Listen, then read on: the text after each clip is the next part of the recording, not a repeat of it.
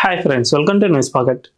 West బెంగాల్లో SIR రగడ ఇప్పటికీ కూడా పూర్తి కాలేదు. అక్కడ తృణమూల్ కాంగ్రెస్ పార్టీ ప్రజాప్రతినిధులు ఇంకా అక్రమ వలసదారులకు ఏ విధంగా సహాయపడాలో అనేక ప్రయత్నాలు చేస్తూనే ఉన్నాయి. తాజాగా ఆ రాష్ట్రంలో ఫామ్ 7 గురించి గొడవ జరుగుతుంది. ఇప్పుడు బీజేపీ ప్రజాప్రతినిధులంతా కూడా ఇంకా ఇల్లీగల్ ఇమిగ్రెంట్స్ ఎవరైతే ఉన్నారో వాళ్లకు సంబంధించి ఈ ఎస్ఐఆర్ ప్రక్రియను దాటుకుని వచ్చిన వాళ్ళు ఉంటారు కదా, దీనికి సంబంధించిన డీటెయిల్స్ మొత్తాన్ని లోకల్గా ఉన్న ఎన్నికల అధికారులకు సమర్పించే ప్రయత్నాలు చేస్తూ ఉండగా ఈ ఎన్నికల అధికారుల్లో చాలామంది టీఎంసీ పార్టీకి సహకరించే విధంగా ప్రయత్నాలు చేస్తూ ఉన్నారు. ఈ ఫామ్ 7 అసలు యాక్సెప్టే చేయడం లేదు, ఇది మా పరిధిలోకి రాదు, మేము పై అధికారులను అడిగిన తర్వాత నిర్ణయం తీసుకుంటాం, ఈ విధంగా సమాధానాన్ని దాటవేసే ప్రయత్నం చేస్తూ ఉన్నారు. ఏకంగా ఈ బీజేపీ నేతలను అసలు తమ ఆఫీసుల్లోకి రాకుండా సైతం అడ్డుకుంటున్న పరిస్థితి అక్కడ నెలకొంది. అంతేకాకుండా ఈ అక్రమ వలసదారుల కోసం ఎవరైతే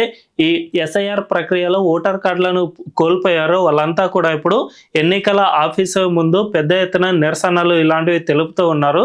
దీన్ని బట్టి చూసుకుంటే టీఎంసీ పార్టీ నేతృత్వంలో ఆ రాష్ట్రంలో అక్రమ వలసదారులను కాపాడుకోవడానికి ఎంత పెద్ద ఎత్తున ప్రయత్నాలు జరుగుతూ ఉన్నాయో మనకు స్పష్టంగా అర్థమవుతుంది. అయితే ఈ ఫామ్ 7 అంటే ఏమిటి, దీన్ని అడ్డుకోవడానికి టీఎంసీ ఏ విధంగా ప్రయత్నాలు చేస్తుంది అండ్ బీజేపీ దీనిపై భవిష్యత్ వ్యూహాన్ని ఏ విధంగా పన్నుతోంది అనే విషయాలను మనం ఈ వీడియోలో తెలుసుకుందాం. అంతకంటే ముందు ఈ ఛానల్లో ఇప్పటి వరకు మేము ఫోన్ క్లారిటీతో మీకు వీడియోలు అందించాం, ఇకపై నుంచి కెమెరా క్వాలిటీతో మీకు వీడియోలు అందించబోతూ ఉన్నాం. ఇంతకు ముందు మమ్మల్ని ఏ విధంగా అయితే సపోర్ట్ చేస్తారో ఇకపై నుంచి అదే విధంగా సపోర్ట్ చేస్తారని మేమంతా ఆశిస్తూ ఉన్నాం. సో ఈ ఛానల్ వెంటనే సబ్స్క్రైబ్ చేసుకునే బెల్ ఐకాన్ క్లిక్ చేయడం అస్సలు మర్చిపోద్దు. ఇక డీటెయిల్స్లోకి వెళ్తే, నిజానికి వెస్ట్ బెంగాల్లో ఎస్ఐఆర్ ప్రక్రియ దాదాపు పూర్తయింది. ఇప్పుడు మొత్తం రీవెరిఫికేషన్ అనేది జరుగుతుంది. అంటే ఎస్ఐఆర్లో బూత్ లెవెల్ ఆఫీసర్లు ఎవరైతే ఉంటారో వీళ్ళంతా కూడా గ్రౌండ్ లెవెల్ సర్వే మొత్తం పూర్తయింది. ఇందుకు సంబంధించిన డేటా మొత్తాన్ని సేకరించి ఎన్నికల కమిషన్కు వీళ్ళు సమర్పించేస్తారు. ఇప్పటి నుంచి ఎన్నికల కమిషన్ ఈ డేటాలో ఎక్కడెక్కడ అవకతవకలు అలాంటివి జరిగాయి వీటన్నిటిపై రీవెరిఫికేషన్ ప్రక్రియ జరుపుతోంది. దాదాపు 1.6 కోట్ల జనాభాకు ఈ రీవెరిఫికేషన్ అనేది మళ్ళీ నిర్ణయించింది. వీళ్ళందరినీ కూడా మరోసారి విచారించే ప్రయత్నాలు చేస్తుంది. ఎందుకంటే ఇందులో చాలా మంది ఒక ఫాదర్కు ఒక కొడుకుకు మధ్య జస్ట్ 10 years మాత్రమే వయసు తేడా ఉంది అని గుర్తించారు. అంతేకాకుండా కొన్ని చోట్ల అచ్చు తప్పులు లేకపోతే చాలా మంది అక్రమ వలసదారులు ఇలాంటి వాళ్ళు ఉన్నా కూడా వీళ్ళు ఈ బూత్ లెవెల్ ఆఫీసర్లను మేనేజ్ చేయడమో లేదంటే టీఎంసీ పార్టీ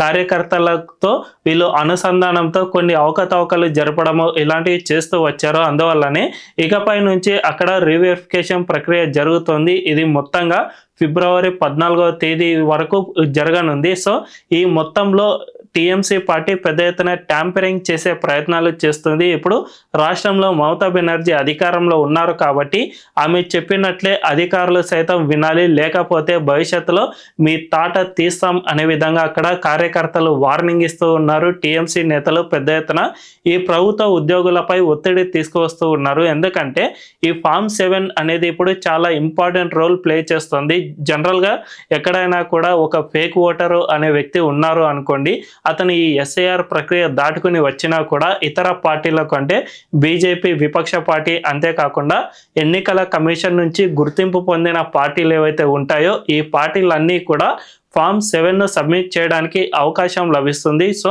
ఈ ఫామ్ 7 ద్వారా పలానా వ్యక్తి ఫేక్ ఓటరు అండ్ అతను ఎస్ఐఆర్ ప్రక్రియను సైతం తప్పించుకోగలిగాడు, పలానా రీజన్స్ వల్ల అతను ఎస్ఐఆర్లో తన పేరును నమోదు చేయించుకోగలిగాడు, కానీ అతను అక్రమ వలసదారుడు అనే దానికి ఇవి ఆధారాలు అనే విధంగా ఫామ్ 7 ద్వారా సబ్మిట్ చేసేందుకు అవకాశం లభిస్తుంది. అందుకే ఇప్పుడు కమలం పార్టీ పెద్ద ఎత్తున ఈ ఫామ్ 7 సబ్మిట్ చేసేందుకు ప్రయత్నాలు చేస్తుంది. ఎక్కడెక్కడ ఎవరెవరు ఇంకా ఫేక్ ఓటర్లు ఉన్నారో వాళ్ళందరి పేర్లను ఇది గ్యాదర్ చేస్తుంది. అంతేకాకుండా వీటన్నిటిని ఫామ్ 7 ద్వారా ఎన్నికల అధికారులకు వీటి సమాచారాన్ని ఇవ్వడం ద్వారా వీళ్ళ ఓటు హక్కును తీసివేయించే విధంగా ప్రయత్నాలు చేస్తుంది. ఇది జస్ట్ వెస్ట్ బెంగాల్లో బీజేపీ మాత్రమే చేయడం లేదు, మన దేశవ్యాప్తంగా అన్ని రాజకీయ పార్టీలకు ఇలాంటి అవకాశం ఉంటుంది. ఈ విధంగా ఓట్లను తొలగించేందుకు తగిన ఆధారాలతో ఎన్నికల కమిషన్కు ఫామ్ను సబ్మిట్ చేసేందుకు అవకాశం లభిస్తుంది. అందులో భాగంగానే ఈ బీజేపీ నేతలంతా కూడా తమ నియోజకవర్గాల్లో ఎక్కడెక్కడైతే ఈ దొంగ ఓటర్లు ఇంకా నమోదై ఉన్నారో వీళ్ళందరికీ సంబంధించిన డీటెయిల్స్ను సేకరించి ఎన్నికల అధికారులకు సమర్పించే ప్రయత్నాలు చేస్తూ ఉన్నారు. కానీ ఎన్నికల అధికారులు మాత్రం వీటిని పూర్తిగా తిరస్కరిస్తూ ఉన్నారు. మాకు పైనుంచి ఇన్స్ట్రక్షన్స్ లేవని, లేకపోతే ఈ ఫామ్ 7 అనేది ఇప్పుడు చెల్లదని, ఎస్ఐఆర్ ప్రక్రియలో ఈ ఫామ్ 7ను మేము నమోదు చేసుకోలేమని ఇలా అనేక ఇతరత్ర కారణాలను చూపి దీన్ని తిరస్కరించే ప్రయత్నం చేస్తూ ఉన్నారు. దీనిపై ఇప్పుడు బీజేపీ పెద్ద ఎత్తున యుద్ధమే చేస్తోందని చెప్పుకోవచ్చు. ఫామ్ 7ను తిరస్కరించడం ద్వారా మమతా బెనర్జీ ఇప్పటికీ కూడా అక్రమ వలసదారులను కాపాడుకునే ప్రయత్నం చేస్తూ ఉన్నారు అంటూ బీజేపీ పెద్ద ఎత్తున విమర్శలు వ్యక్తం చేస్తుంది. ఆ పార్టీ జాతీయ అధికార ప్రతినిధి అయిన అమిత్ మాలవీయ ఇందుకు సంబంధించిన పూర్తి డీటెయిల్స్తో ఎప్పటికప్పుడు ఎక్స్ వేదికగా టీఎంసీ పార్టీని ఎండగడుతూ వస్తూ ఉన్నారు. తద్వారా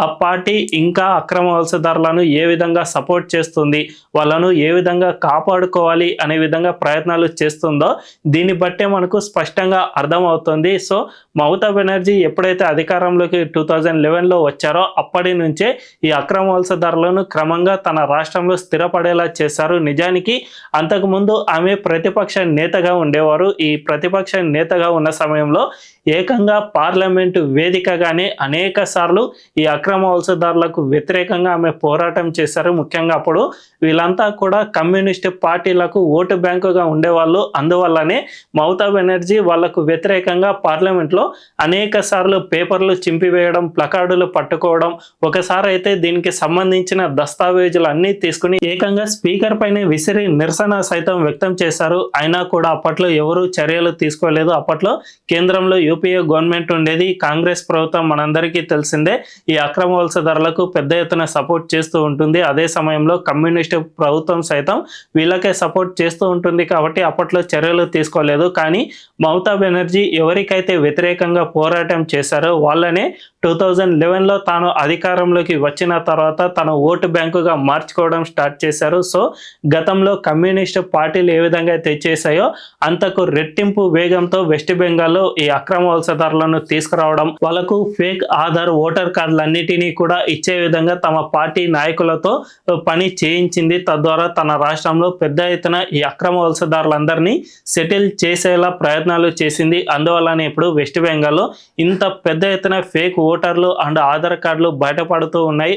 సో ఇప్పటికీ కూడా ఎస్ఐఆర్ ప్రక్రియలో వీళ్ళందరి పేర్లు దాదాపు తొలగిపోయినా కూడా కొంతమంది మాత్రం దీని నుంచి తప్పించుకున్నారని చెప్పవచ్చు. దీన్నే ఇప్పుడు బీజేపీ మళ్ళీ డిలీట్ చేయించే ప్రయత్నాలు చేస్తూ ఉండగా అక్కడి రాష్ట్రంలో ఎన్నికల అధికారులు పూర్తిగా టీఎంసీ పార్టీకి సపోర్ట్ చేసే విధంగా ప్రయత్నాలు చేస్తూ ఉన్నారు అని మాత్రం మనకు స్పష్టంగా అర్థమవుతుంది. మరి దీనిపై బీజేపీ ఎంతవరకు పోరాటం చేస్తుంది, వీళ్ళందరిపై కేంద్ర ఎన్నికల సంఘానికి కంప్లైంట్ ఇస్తుందా, అండ్ ఈ ఫామ్ 7 విషయంలో ఏమేం చేయనుంది, మమతా బెనర్జీని ఏ విధంగా అడ్డుకోనుంది అనే విషయాలు తెలియాలంటే వెయిట్ చేయాల్సిందే. ఈ వీడియో కనుక మీకు నచ్చినట్లయితే ఖచ్చితంగా మా ఛానల్ని సబ్స్క్రైబ్ చేసుకోండి అండ్ బెల్ ఐకాన్ క్లిక్ చేయడం అస్సలు మర్చిపోవద్దు.